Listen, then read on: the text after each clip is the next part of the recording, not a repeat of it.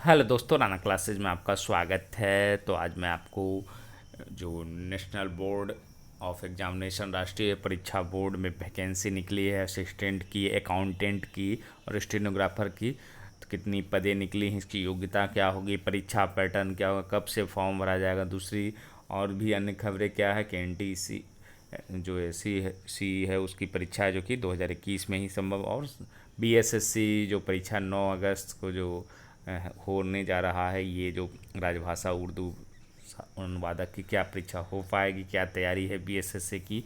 तो इस वीडियो को शुरू से अंत तक देखें। तो ये वैकेंसी के बारे में मैं जैसा कि बताता हूँ कि मैं ये नहीं देखता हूँ कि किस पद की, जहाँ भी मुझे लगता है कि वैकेंसी मैं आप लोगों को तुरंत बता देता हूँ कि किन्हीं को तो ज़रूर फ़ायदा होगा, या इस स्थिति में जहाँ विज्ञापनें भी नहीं निकल रही है, ना परीक्षा हो रही है, तो उस स्थिति में कम से कम एक मौका रहेगा और इसको आप बारे में सोच सकते हैं, फॉर्म भर सकते हैं, फ़ायदा उठा सकते हैं।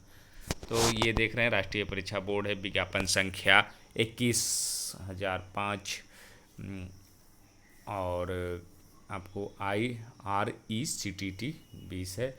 पात्रता के लिए है जो कि निर्णायक तिथि क्या है, ये आपको 31/7/2020 है। आवेदन शुरू करने की तिथि क्या है, 11/7 से ही शुरू हो गया है, और आवेदन जमा करने 31/7 को है। परीक्षा की तिथि आपको 31/8 को है, तो इसमें परीक्षा की तिथि भी दिया हुआ आपको 31 अगस्त को होगी।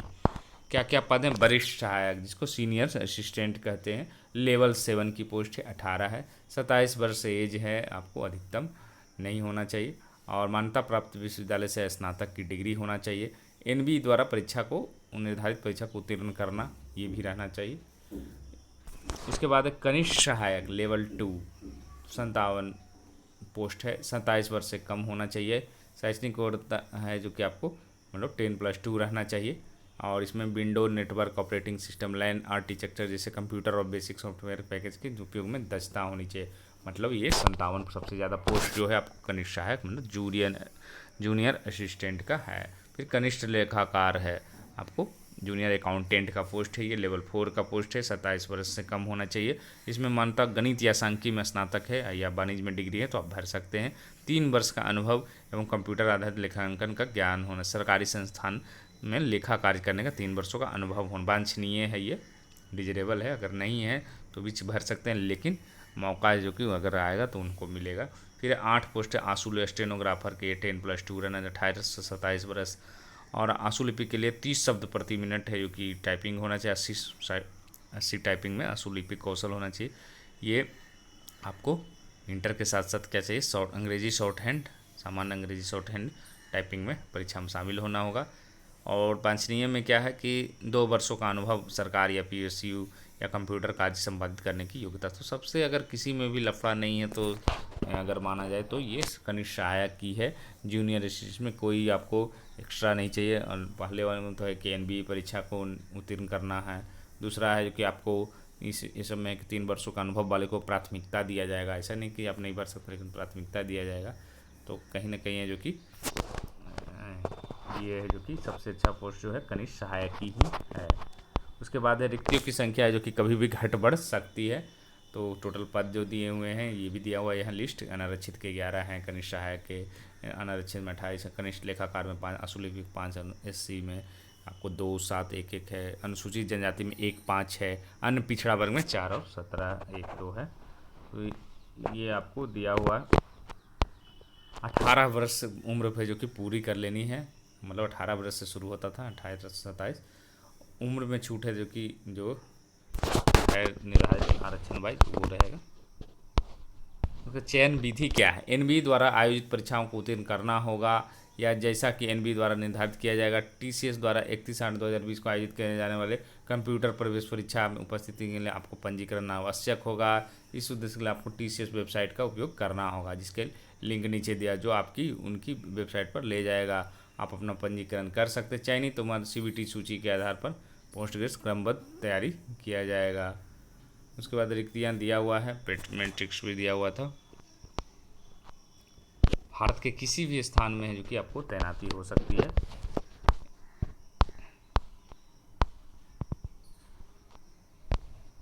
उसके बाद क्या है, उम्मीदवारों को आवेदन पहले यह सुनिश्चित वो सभी पात्रता मानदंडों को पूरा कर ले। चयन प्रक्रिया के सभी चरणों में उनका प्रवेश विशुद्ध रूप से अंतिम होगा। जो निर्धारित पात्रता मानदंडों को पूरा कर उसके बाद नहीं तो रद्द कर दिया जाएगा।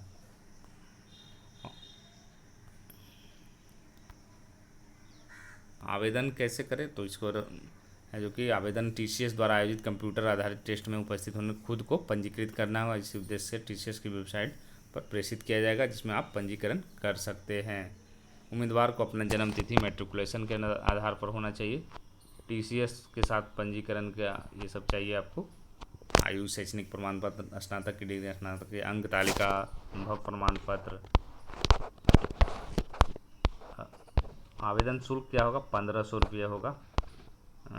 सामान्य वर्ग के है जो कि, और 1000 जीएसटी का भुगतान किया जाएगा। 1500 SC/ST के लिए 750 रुपया होगा। आवेदन शुल्क किसी भी परिस्थिति में वापस नहीं किया जाएगा, ना ही इसे अन्य परीक्षा में समायोजित, मतलब आपको पैसा एक बार लग गया तो लौटेगा नहीं।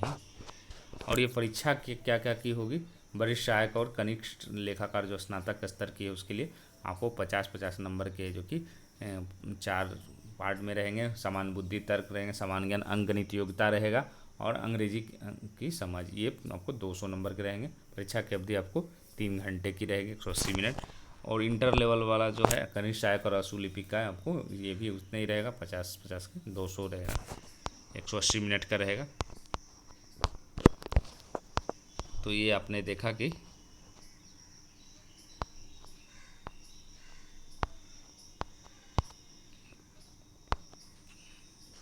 और ये वेबसाइट है ntboard.edu.in, इस पर है जो कि आप जा सकते हैं और इन वैकेंसी को अगर आपकी योग्यता है तो आप इसको फॉर्म को भर सकते हैं। उसके बाद जो बड़ी खबर है आज की, परीक्षा में अभ्यर्थियों को गैप देकर बिठाया जाएगा। तो सबसे बड़ा सवाल है कि क्या ये परीक्षाएं हो पाएगी। और ये जो 23 अगस्त 30 अगस्त है, तो बिहार कर्मचारी चयन आयोग अगस्त में 2020 में 3 परीक्षाओं का आयोजन करेगा। इसमें राजभाषा सहायक, उर्दू अनुवादक और उर्दू अनुवादक की परीक्षाएं शामिल हैं। लॉकडाउन के कारण यह आयोग द्वारा ली जाने वाली पहली परीक्षा है, लिहाजा इसमें कोरोना के बढ़ते मामलों के इस पर प्रसार की आशंका को कम करने में विशेष सतर्कता बरती जाएगी। सोशल डिस्टेंसिंग पर जोर दिया जाएगा। अभ्यर्थियों को पर्याप्त गैप देकर परीक्षा भवन में लिखित परीक्षा देने के लिए बिठाया जाएगा, ताकि उनके बीच हमेशा 2 गज की सुरक्षित दूरी बनी रहे। इसके लिए परीक्षा केंद्रों की संख्या दोगुनी तक रखी जाएगी। साथ ही ऐसी व्यवस्था होगी कि परीक्षा केंद्र में प्रवेश से लेकर परीक्षा देकर निकलते समय तक अभ्यर्थियों को एक दूसरे बेहद करीब आने की जरूरत नहीं पड़े। परीक्षा केंद्र में आने वाले हर व्यक्ति को मास्क का इस्तेमाल अनिवार्य होगा। थर्मल स्क्रीनिंग के बाद ही अभ्यर्थियों का परीक्षा केंद्र के भीतर होगा।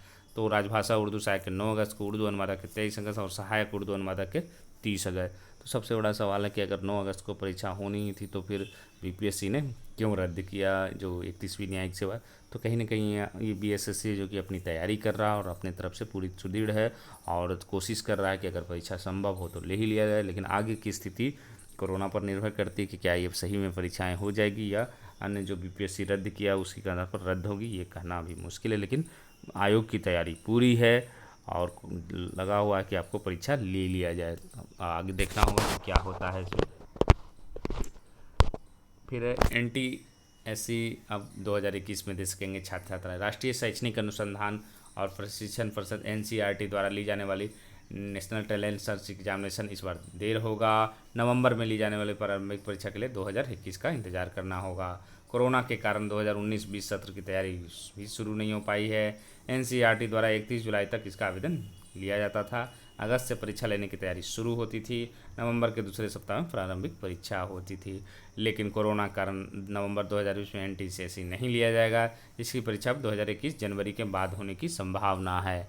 NCERT द्वारा ली जाने वाली सबसे बड़ी छात्रवृत्ति है। इसमें 9वीं पास करने के बाद केवल 10वीं के बच्चे शामिल होते हैं। 2 चरणों में इसकी परीक्षा होती है। प्रथम चरण के NSCERT द्वारा ली जाती है। प्रथम चरण में चयनित छात्र द्वितीय चरण की परीक्षा में शामिल होता है। जो छात्र द्वितीय चरण में चयनित होते हैं PhD तक की छात्रवृत्ति दी जाती है। 11वीं से 12वीं तक हर महीने 1250 रुपये की छात्रवृत्ति मिलती है। इसके बाद स्नातक UGC नियम के अनुसार छात्रवृत्ति मिलती है। तो ये परीक्षा जो है आपको 2021 में होगी। तो इसी के साथ धन्यवाद।